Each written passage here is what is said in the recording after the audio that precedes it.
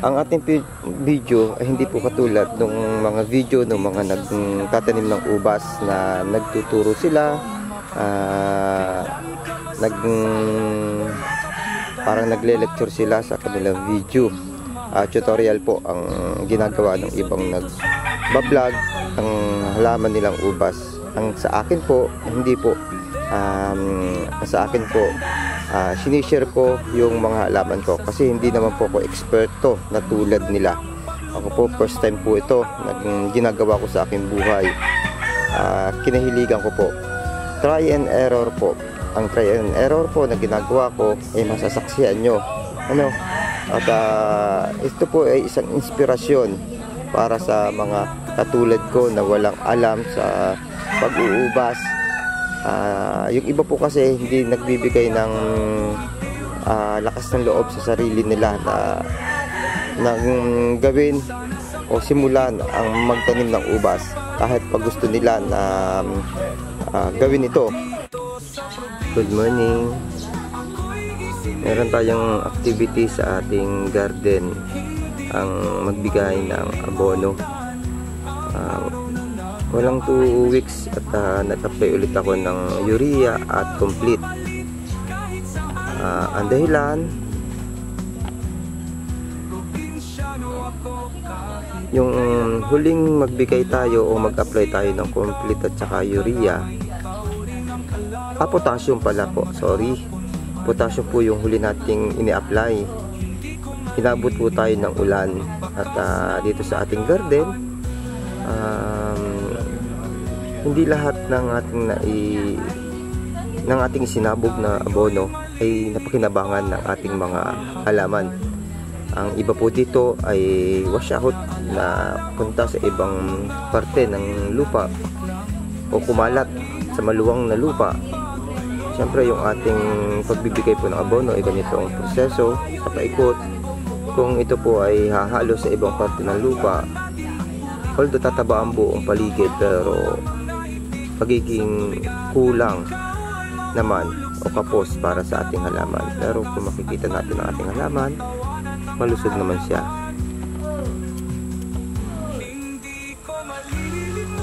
Yan. Malusog po ang ating halaman. Yan po yung katawan. Malaki na po yung katawan. Kalahati na po ng ating daliri ng hinliliit. 1 month pa lang po tutuusin ng ating halaman.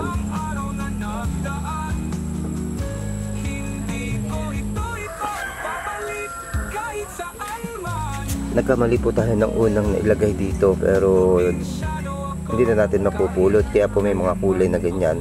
Nalagyan po natin ng potassium. Ang potassium po ay kapag pabubulaklakin na natin yung ating halaman, ihihanda natin sa pagbubulaklak ang ating halaman. Wala na po tayo magagawa, andyan na, okay na po yan. Dinagdagan na lang natin. Yan po.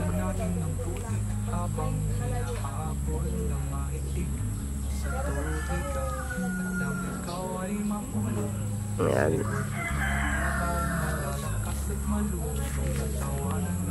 Ayan po. Pabilog po ang ating paglalagay sa ating bawat puno ng halaman.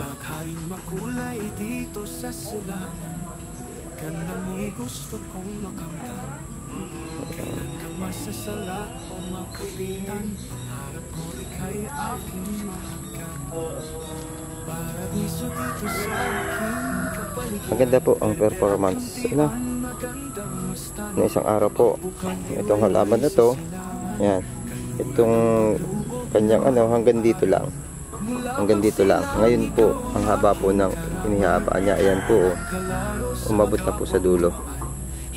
Ang sa makatuwid po, ang mangyayari po dyan, puputulin na natin yung dulo at hintayin na po natin na muli nating mabigyan ng pataba at maglalagay na po tayo ng arms. Yung arms po niyan, paakyat na po sa magiging trellis talaga niya, yung kakapitan niya, at yung trellis po sa taas, yan po yung magiging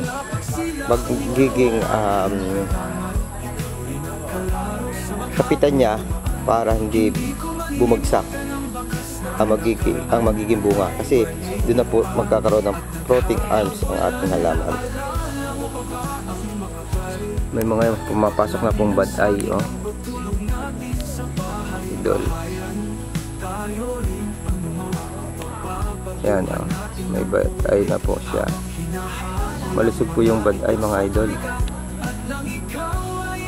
Makikita nyo po, malusog po yung bad eye.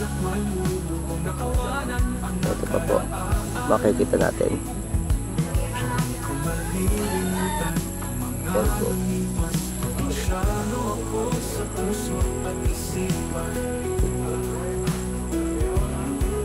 Yan po, kita nyo na. Yan po yung baday niya. May maganda na siyang baday. Hindi ko malilimutan ang makas ng nakaraan. Sana sa pag-ibig ko, walang iso pa rin ang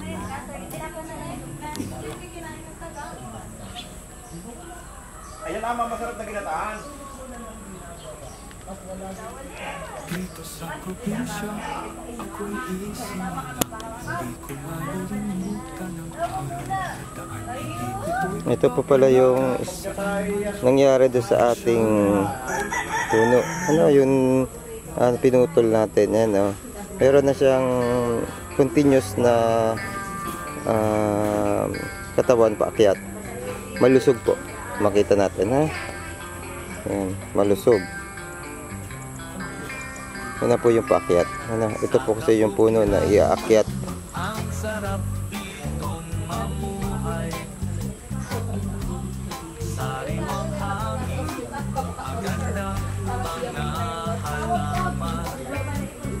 Dating paligid. Pasensya na po kayo, medyo maingay kasi meron tayong kapitbahay. Hindi natin pwede sawayin yun.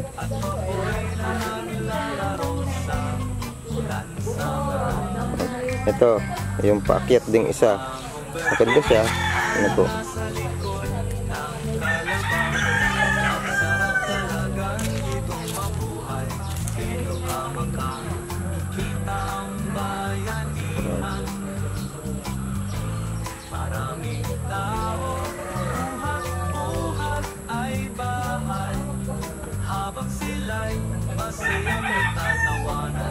Informative lang po.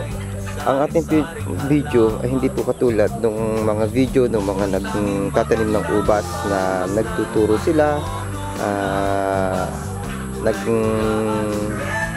parang nagle-lecture sila sa kanilang video. Tutorial po ang ginagawa ng ibang nag-vlog ang halaman nilang ubas. Ang sa akin po, hindi po. Sa akin po, sinishare ko yung mga halaman ko kasi hindi naman po ako eksperto na tulad nila. Ako po first time po ito ginagawa ko sa aking buhay. Kinahiligan ko po, try and error po. Ang try and error po na ginagawa ko ay masasaksihan nyo, ano? At ito po ay isang inspirasyon para sa mga katulad ko na walang alam sa pag-uubas. Yung iba po kasi hindi nagbibigay ng lakas ng loob sa sarili nila na gawin o simulan ang magtanim ng ubas kahit pag gusto nila na gawin ito.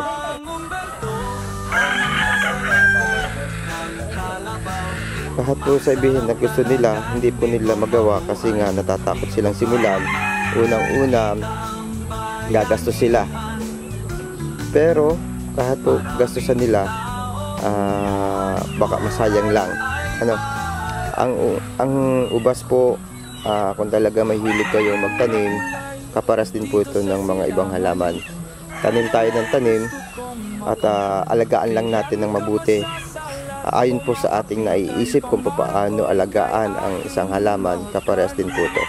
Yun po ang naging lakas po ng loob ko kung bakit po ako nag-try na magtanim ng ubas, kasi may hilig po din ako na mag-alaga ng halaman.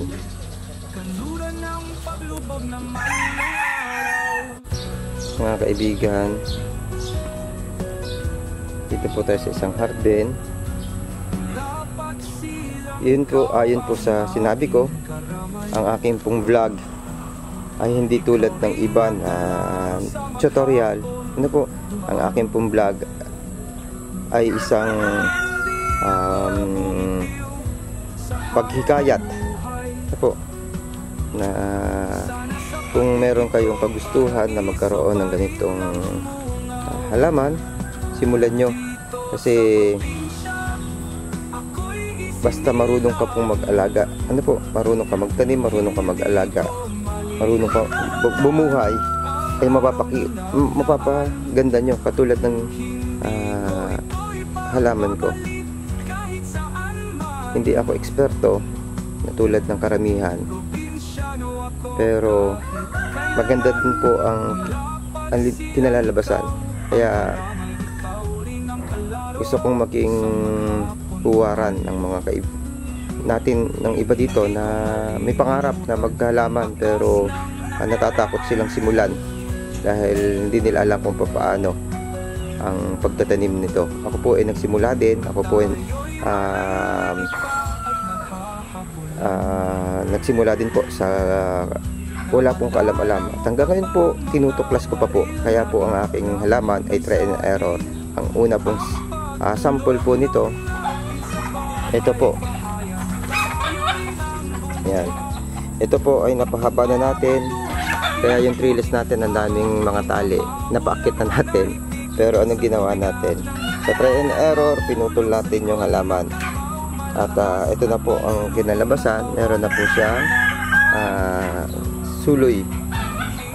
Papakapitin na po ngayon po. Magiging uniform na siya. Sa baba magsisimula.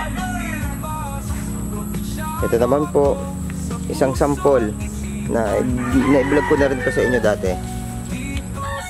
Yan. Ito pong halamang ito ay isa po ito sa mga pinutol ko din dyan. Ito po ay isang sanga na pinutol ko, na yung basta ko lang pinutol, na wala siyang ugat, wala siyang ano, pero meron siyang mga dahon na sangang ganito po, isang sanga. Sample natin, isang ganitong mong sanga. Ayan, kung mapapansin nyo, ito po, ito, isang ganyan po siya. Ang ginawa ko, pinutol ko dito at saka dito, tapos ibinaon ko dito sa lupa. Ngayon po, ito na siya, kasi meron po ditong na dayback. Yan po yung ginawa ko, try and error, pero napatunayan ko na pwede po palang gawin yun. Sinishare ko kasi nga sabi ko, hindi nga po ako eksperto, pero yung ang ubasan kong ito, ginagamit kong sample. Ginagamit ko pong sample sa aking channel, na kapag bang isang halaman, ganito yung ginawa ko, may posible bang mabuhay, pwede bang mabuhay. At ito po ang sagot sa isang try and error activity na ginawa ko, sa isang experiment na ginawa ko, nabuhay po siya. Siguro naman baka hindi na ito madayback kasi malaki na siya. Ito po, isa rin po ito. Ganun din po ang proseso nito. Ito po yung nadayback, at ngayon ko lang po, ano lang po to, ilan linggo pa lang po ito, pero malaki na po. Malaki na po siya.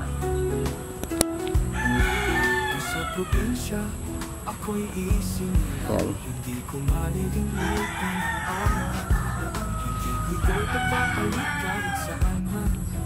Ito ba? Malaki na po. Ganun din po ang proseso nito, mga kaibigan. Pinutol ko din lang. At ang kagandahan po nito, wala po akong napanood na video na ganito yung ginawa. Wala po akong napanood sa mga eksperto sa pag-uubas na nagbablog na ganito yung ginawa. Yun po ang ginagawa ko, try and error. Akin yan. Ano man mangyari dyan, sagot ko yan. Hindi ko naman sinasabi sa mga nanonood sa akin na gagayahin nyo yung mga ginagawa ko, kasi try and error ngayon. Kung natapos na at napakita ko na yung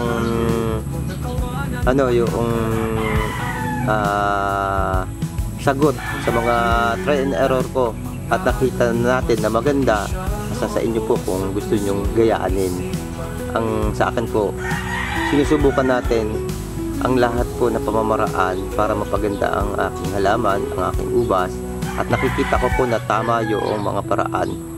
Napapabilis natin ang pagpaparami, katulad po sa procedure na ganito, nagkakaroon ng tanim yung mga walang tanim na area. Tulad nito, ito po ay na-dieback. Ito yung mga pinapakita ko sa inyo dati na walang tanim, yung isang ito. Ngayon po, may ganyan na po kalaking tanim. Ano? Actually, naunahan nga po ito. Dahil ito, na naputol ko po ito, medyo malaki-laki ng kaunti. Naunahan nga po ito eh. Ayan. Naunahan na ito.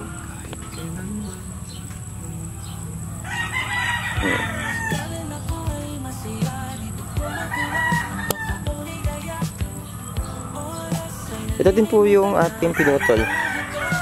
Ayan. Yan din po yung ating pinutol. Pero nasa ang suloy ngayon. Ayan. Ito yung nandito sa taas. Nandito siya sa taas. Sabi ko, wala. Ang pangit tingnan. Magkakabunga siya. Nasa taas na ano. Yung iba nasa baba. Taas. Ito naman nasa taas. Bungi. Bungi siya. Wala siya sa baba. Kaya try and error, pikit mata ginawa ko, pinutol ko. Yan po. Ito po, ito dalawa dating puno. Pinutol ko yung isa at dito ko pa sasangahin. Ito sa taas ito eh. Yan.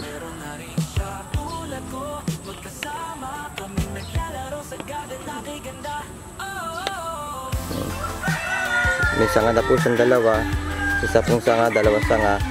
Isa po papunta dito, ang isa po papunta dito. Ito po, nasa mababang area to. Ito po ay laging tinutubigan. Yan, mababa po talaga yan. Nakalugong po yan. Yan. Wala po akong panambak ng panahong yon. Binuhay ko po siya, hindi ko alam kung mabubuhay siya. Pero ito na po siya ngayon. Yan. Yan, ganyan na po kalaki yung puno niya ngayon. Yan na siya. Nabuhay po siya.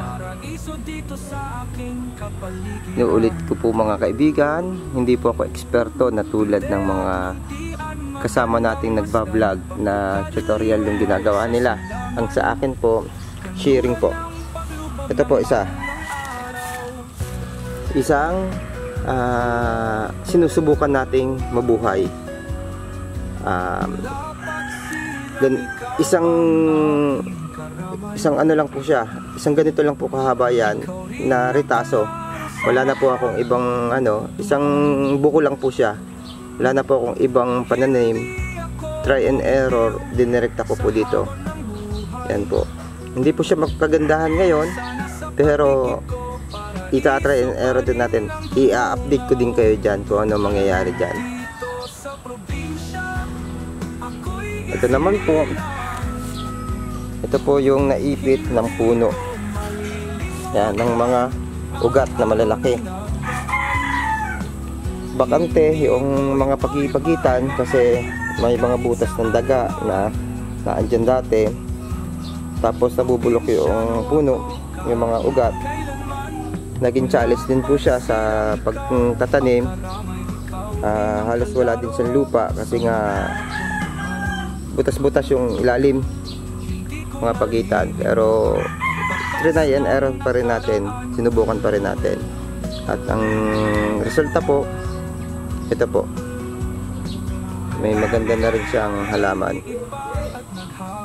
Ito naman, isa sa mga challenge naman nito, yung kanyang taniman na puro bato. Puro ano ito, flooring, may flooring. Isang taniman na puro flooring. Try and error din ang ginawa natin dito, pero ito na ngayon siya.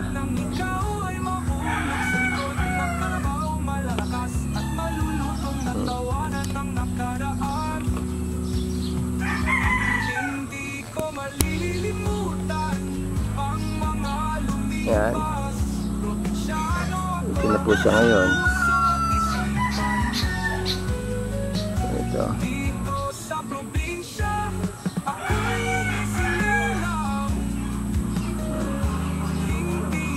Try and error po ang ginawa natin dyan, pero nakuha natin. Ayan. Nakuha po natin mga kaibigan. Malaking challenge para sa akin, lalo't hindi ako eksperto sa pagtatanim, paghahalaman ng ganitong uri ng halaman. Saka matagal na panahon din ako hindi nakakapaghalaman dahil ako ay naging busy sa aking trabaho. Nagkakaroon tayo ng minsang karamdaman, sakit, naging patnubay ko sa aking buhay para patanggal ang aking stress. Subaybayan niyo po yung mga gagawin kong mga project dito. Meron po akong binubuong project. Dagdag kabuhayan at dagdag kaalaman para sa akin at para sa mga nanonood ng aking vlog. Hindi ko pa po mailathala sa inyo kung ano yung project na gagawin ko, pero medyo may gastos po. Medyo may gastos po. May mga materialis po na dapat kong ipundar.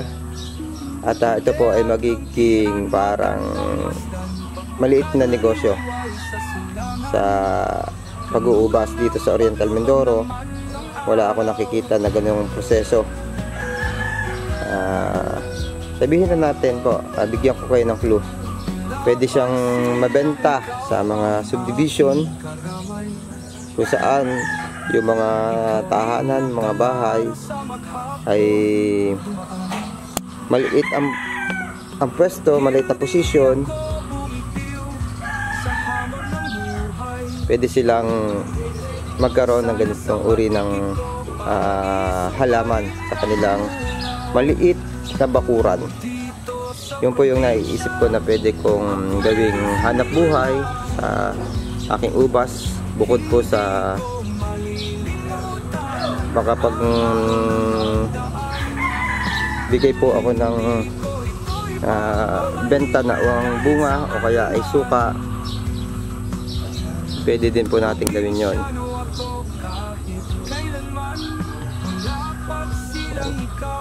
Ito po ay mamaya ay may pupuntahan lang ako, na una kong bigyan ng fertilizer yung kabila. Ito po ay magbibigay din tayo ng fertilizer. Sige po, kita po tayo sa mga susunod na video. Paki-subscribe po nitong channel, paki-like, paki-comment po kung ano po yung mga comment nyo na pwedeng mag-suggest kayo kung ano yung dapat gawin. At least mapapag-aralan ko po. Sa inyo po ako kukuha ng idea kung paano ang magtanim ng mga ubas, dahil alam ko yung ibang nanonood dito ay mga mag-uubas na rin. Dahil ako po hindi po ito tutorial yung ginagawa ko. Ako po, pinapakita ko po kung ano po yung try and error na ginagawa ko sa aking halaman. At kung sa tingin nyo po ay mayroong error, comment nyo po kung mayroong pong tama, at meron din po kayong napulot sa aking mga ginawang experiment. Paki-comment na rin po. Maraming salamat.